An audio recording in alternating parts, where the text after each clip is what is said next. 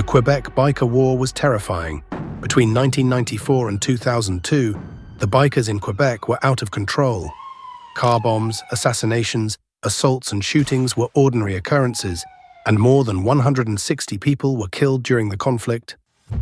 The origins of the war between the Rock Machine and Hells Angels can be traced back to a mass murder that occurred inside the Hells Angels clubhouse in Sherbrooke, Quebec.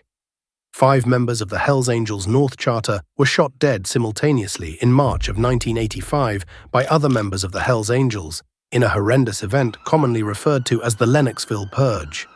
At the time, Salvatore Cazzetta and Maurice Mom Boucher were both members of the SS Motorcycle Club, but the murders eventually caused the demise of the small organization. The massacre was considered extreme even for the criminal underworld, and it caused a major rift between Cazzetta and Boucher. Cazzetta found the event an unforgivable breach of the outlaw biker code, for killing your own is a philosophy that breaks all the rules of brotherhood. On the contrary, Boucher was enthralled and didn't share Cazzetta's concerns. His only criticism was that the murderers had let too many go and should have killed more. After finishing a prison sentence for the armed sexual assault of a 16-year-old girl, Boucher joined the Hells Angels in 1986 and began to rise through the ranks.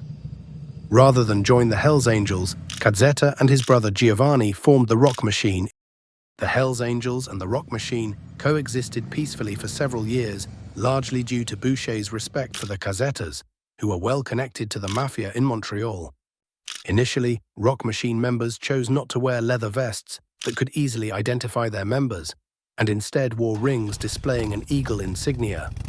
In the early 90s, after the Hells Angels became a major force in Montreal organized crime again, Boucher sent a letter to the Rock Machine's headquarters, telling them to stop calling the Rock Machine a motorcycle club. In defiance, the organization decided instead to start wearing leather vests with the Rock Machine logo proudly displayed on the back. After Salvatore Cazzetta was arrested in May of 1994 for attempting to import 11 tons of cocaine, Boucher began to increase pressure on the Rock Machine by issuing an ultimatum that anyone dealing drugs in the city would have to buy from the Hells Angels.